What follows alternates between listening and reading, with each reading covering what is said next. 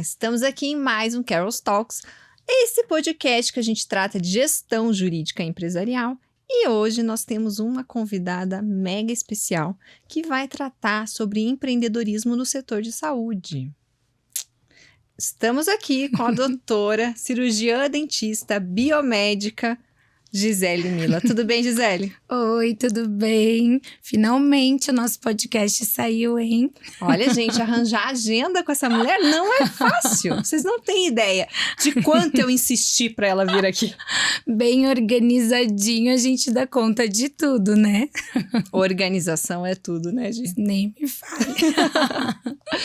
Gente, antes da gente entrar aqui no nosso bate-papo, não esquece de seguir o nosso canal, de compartilhar com a sua rede, de se inscrever também aqui no YouTube, mas lá no Instagram. Então vamos lá. Gente, eu vou contar para vocês um pouquinho. A Gisele, ela é cirurgiã dentista, ela tem mestrado em odontologia com ênfase em HOF, é biomédica, especialista em harmonização orofacial, mas também já fez farmácia. Gi, conta pra gente um pouquinho dessa tua história. Então, aí pelo currículo já dá pra ver que desde o início a única certeza que eu tinha é que eu queria algo dentro da área de saúde. Então, eu acabei, com 17 anos, a gente não sabe muito bem ainda o que a gente quer da vida, né? Então, eu acabei passando na PUC como... Acho que hoje em dia nem tem mais, mas naquela época você podia colocar um curso e depois uma segunda opção. E aí, eu acabei colocando a segunda opção de farmácia. Eu cursei durante 2 anos e eu me esforcei muito para gostar. Eu fiz estágio em farmácia de manipulação, laboratório de análises clínicas, indústria. E não adianta, tudo que eu fazia era muito restrito, com pouco atendimento ao público, nada muito direto. E eu adoro essa interação. Então, no segundo ano, eu finalmente consegui largar. E aí, eu tentei vestibular novamente, passei em odontologia. E aí, fui que fui. Aí se encontrou. Durante a faculdade, eu amei tudo, me formei. E aí, quando a gente é jogado para o mercado de trabalho, dá aquele, choque de realidade. E aí, eu comecei a pesquisar, e agora? Aquela pressão, O que você vai fazer? Qual especialidade você vai fazer? E eu fazia clínica geral, trabalhava em vários lugares, mas eu ainda não tinha encontrado aquela coisa, assim, que fizesse o meu olho brilhar.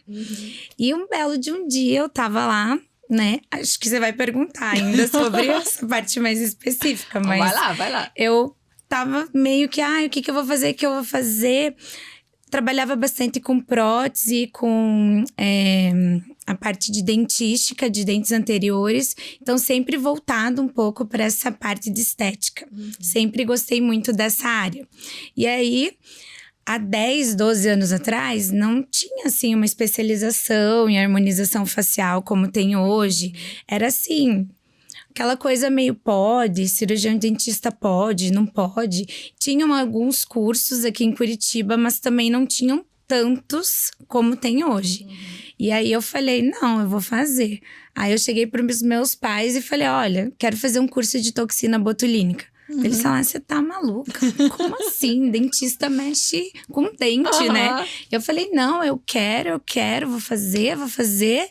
E fui fazer. E eu ainda disse assim, olha, se tudo der errado, eu vou fazer em mim e na minha mãe para todo sempre. E esse curso vai se pagar. Muito. Então, no final, vai dar tudo certo. E essa foi a grande virada de chave da minha vida.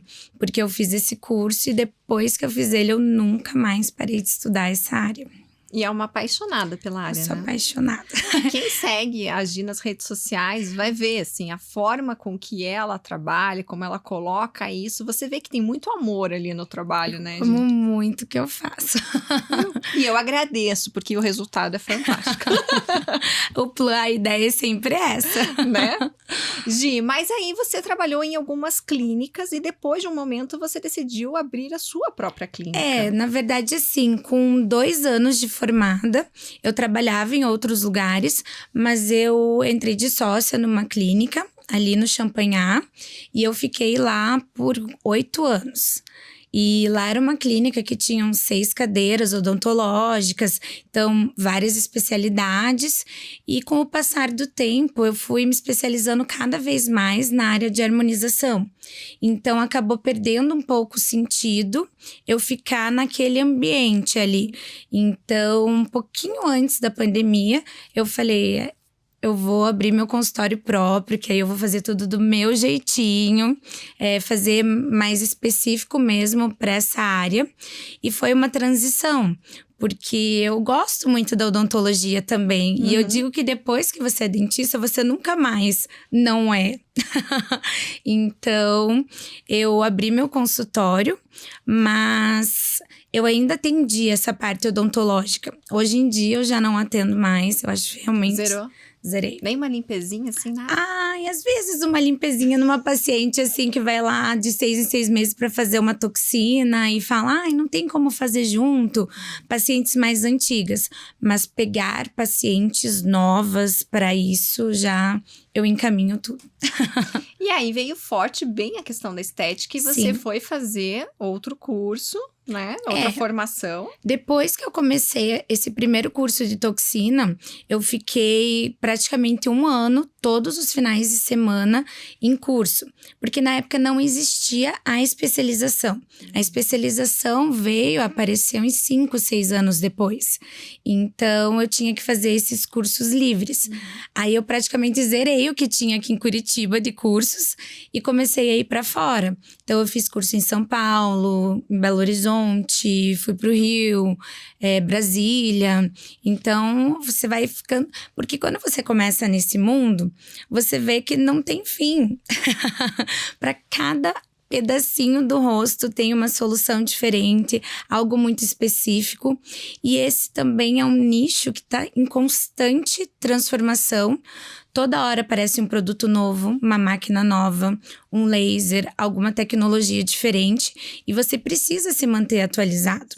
Porque o mercado não vai ficar, né, parado esperando você se atualizar. E nas redes sociais a gente vê o apelo muito grande que a gente sente de querer melhorar, de querer se sentir melhor e buscar isso. Eu acho que a pandemia veio muito para mostrar isso pra gente. Aí você fala assim, nossa, mas por quê?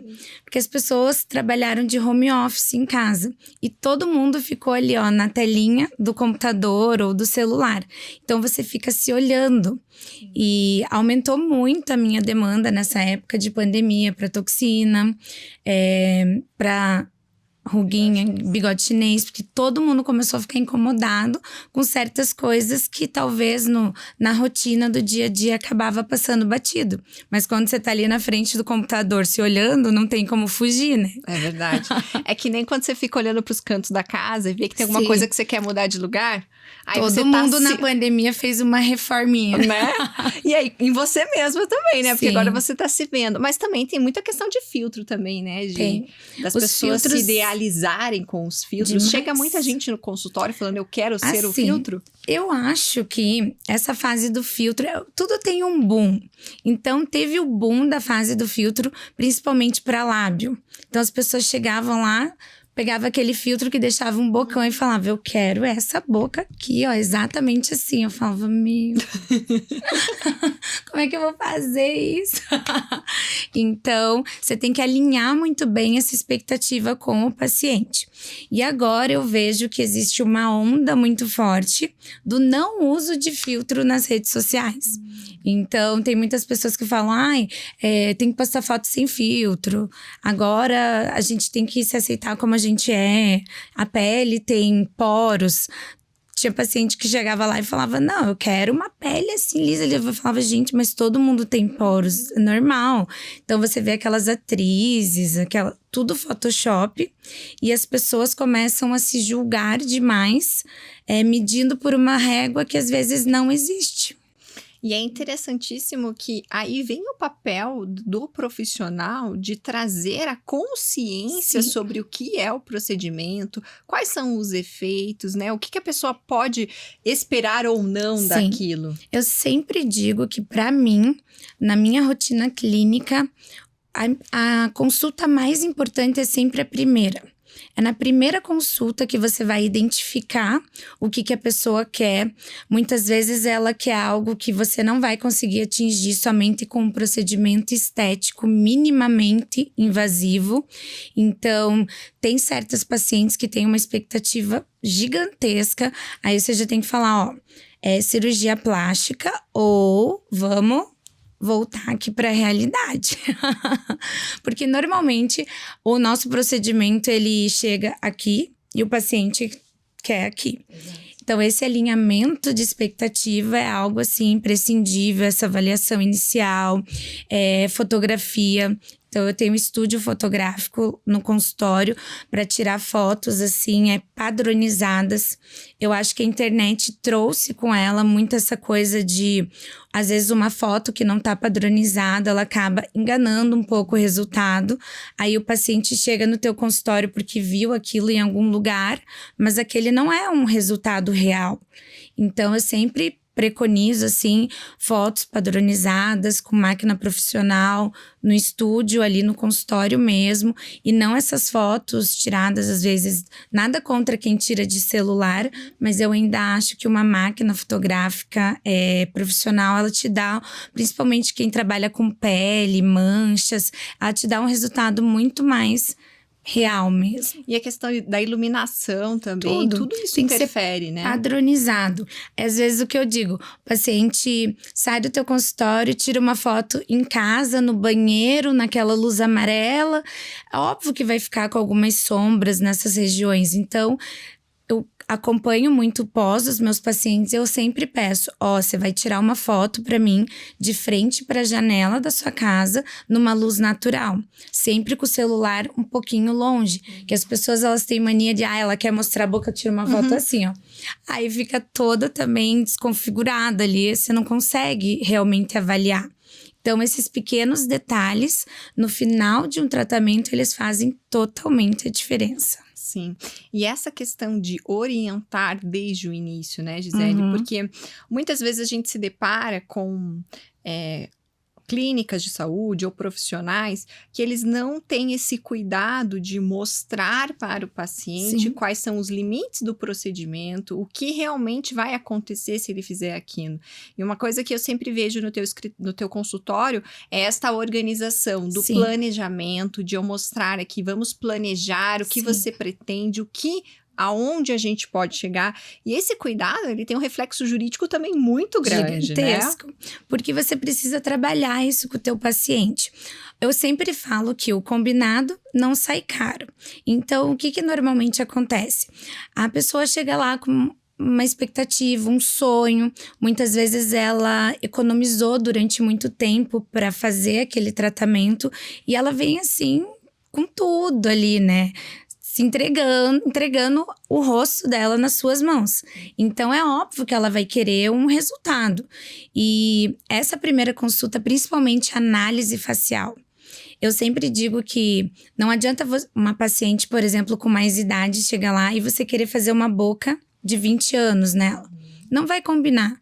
Então, essa análise facial, muitas vezes, é onde o profissional peca. Você precisa explicar para o paciente que não vai ser um procedimento que vai resolver todos os problemas que ele tem. E as pessoas, que bom que se fosse, né? Mas infelizmente a gente não tem. Então você tem que limitar muito bem. Por exemplo, eu tô com um pé de galinha aqui marcadinho. Vou fazer a toxina botulínica, ok. Mas a flacidez que você tem não vai sair. Essa pálpebra inferior, quando ela é mais flácida, mesmo você colocando botox, às vezes vai continuar umas linhas estáticas ali. Então, é você especificar para o paciente, tal procedimento vai melhorar tal coisa, mas para isso é outra coisa. Então, é um tratamento contínuo. Eu sempre falo que eu prefiro que o paciente venha o ano todo para fazer, às vezes, uma coisinha aqui, 3 meses depois outra, do que ele venha, sente na cadeira e faça, tudo. Porque o pós vai ser pior, às vezes é uma grande mudança que a pessoa não estava esperando, ou que as pessoas do convívio dela não estavam esperando. E é aí que dá ruim. O dar ruim é ótimo. As pessoas se arrependem, A querem tirar, né? ficam frustradas. Então, eu sempre digo que se a gente for fazendo devagarinho, a gente vai chegar lá. E ninguém não vai causar estranhamento pra ninguém. Muitas vezes as pessoas vão olhar pra você e dizer, você tá mais bonita. Mas eu não sei o que é. Então, aí que você chegou aonde você queria. Porque quando às vezes a pessoa fala assim, nossa, você fez tal coisa, é porque ficou exagerado. Essa boca é nova, né? Tipo, nossa, que bocão, hein, ó. Me fala onde você fez pra eu não ir lá. E é muito interessante todo esse cuidado. E também com a relação contratual, né, Gisele? A gente, quando está organizando um atendimento a um cliente na área de saúde, a gente precisa documentar os passos. Tudo. Eu falo assim, quando eu trabalhava mais com odontologia intrabucal, a gente não tinha tanto esse costume. Deveria, mas foi algo que não foi nos ensinado na faculdade. Então, por exemplo, eu conheço colegas que fizeram uma prótese, uma dentadura para alguma paciente, entregaram, o paciente foi embora, beleza. E de repente você está lá trabalhando e chega alguma coisa lá judicial falando que a paciente disse que não recebeu a prótese. Então tudo isso tem que estar muito bem documentado. Pela sua segurança e pela segurança do paciente também. Então, na odontologia intrabucal, eu não fazia nada praticamente de documentação. Eu acho que são mais os ortodontistas que têm esse costume. Mas nesse mundo da harmonização, eu vejo que é um pouquinho melhor, mas ainda tem muitos profissionais que pecam demais nessa parte, demais. E é justamente onde dá o problema depois. Exatamente. Porque se não tem esse preventivo, você não tem como mostrar o que você fez, como você fez e principalmente que o cliente estava informado. Sim.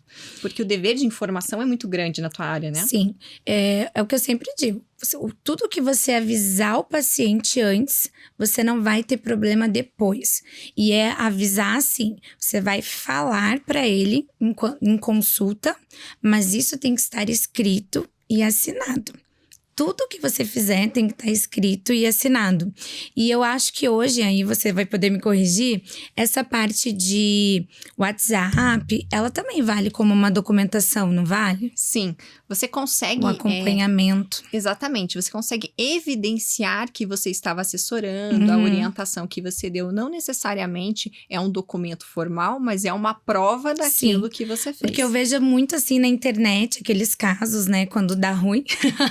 Que aí a paciente fala, ai, mas a profissional não me ajudou, eu mandei mensagem. E muitas vezes a profissional fala, a paciente diz uma coisa na internet, vai lá ver as mensagens, é outra. Então, eu acho que essa parte do WhatsApp, esse acompanhamento pós, é muito importante. Então, na minha rotina clínica… Isso desde sempre. O paciente fez qualquer coisa, um botox, um preenchimento, um peeling de fenol, eu persigo a pessoa por 10 dias. Toda de manhã e noite eu vou estar lá. E eu mesma que respondo os pacientes. Então, esses procedimentos mais complexos, o paciente se sente mais seguro. Se você está ali dando atenção, às vezes ele fica com alguma dúvida e tem vergonha de te mandar uma mensagem para perguntar sobre aquilo. Mas se você entra em contato com ele, ele se sente seguro e se sente à vontade de perguntar e ficar mais tranquilo. Então, eu acho bom para todo mundo isso. É excelente. Eu vou falar como paciente, que além de advogada, que a questão… Não, é verdade, é bem isso, Gisele, porque você estabelece um relacionamento com o seu vínculo, paciente, né? E ele se sentir confiante, além de saber que você é um profissional que estudou, que tem todo o conteúdo, que você se comunicou com ele, mas que ele vai ter o respaldo. Sim. Isso é muito importante. Isso fideliza. Toda a diferença. Isso faz recomendar, além de você estreitar o laço direto, você está fazendo o seu marketing ali. Com certeza.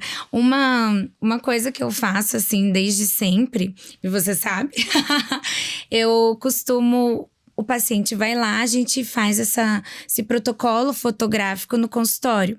Eu gosto muito de sempre mandar o antes e depois de consultório mesmo, ou se o paciente porventura acaba não voltando, eu costumo sempre mandar aquelas fotos do antes para ele. Porque muitas vezes a pessoa não tem tempo, não conseguiu ou é de outra cidade, mas aquela foto se perde. E às vezes o paciente esquece como era antes. Então, isso acaba sendo um marketing para você também, porque você mandou uma foto do antes e depois. Uma coisa que a paciente adorou que você fez. O que ela vai fazer? Ela vai mandar aquela foto para as amigas. Sim. E aí, esse já é um marketing indireto que você está fazendo. Então, eu sempre digo que não adianta só você ser uma boa profissional. O marketing hoje, ele tá muito presente nas nossas vidas. E eu brinco que os meus pacientes, tem muitos deles que eles são meus fãs. Então, assim, é aquela coisa muito recíproca, né? O paciente vem, ele é bem atendido, ele vai te indicar. Gisele, nosso papo tá uma delícia. A gente vai encerrar o primeiro bloco e a gente volta no segundo bloco trazendo mais dicas práticas de como fazer essa gestão. Gente, até o próximo bloco, sexta-feira, 12:30. Espero vocês. Não deixem de nos seguir, de curtir e também seguir a doutora Gisele. Qual que é o Instagram, doutora? @DRA, doutora Gisele Mila com 2 L's. Estará também na descrição. Até o próximo.